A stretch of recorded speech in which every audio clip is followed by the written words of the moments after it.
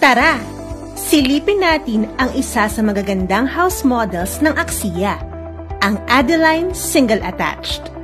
Pagpasok ng bahay, bubungad sa iyo ang malaking area para sa living, dining, bedroom, at kitchen.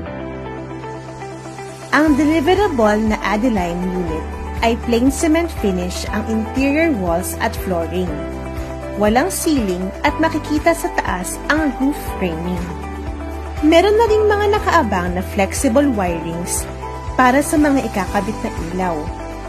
Nasa sa iyo na kung paano mo papagandahin ang iyong bahay. Makakapili ka kung ano ang gusto mong kulay ng pader at ganoon din ang floor tiles.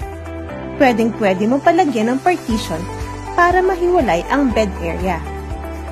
Kasyang-kasyang double bed at cabinets. Narito naman ang toilet and bath na mayroon ng bathroom tiles. Sa tabi nito ay ang kitchen area. Makikita ang kitchen countertop na may ceramic glazed tiles at may abang na rin sa ilalim kung magpapagawa ng kitchen cabinet. Sa tabi ng kitchen ay ang service door na gawa rin sa bakal, patungo sa service area.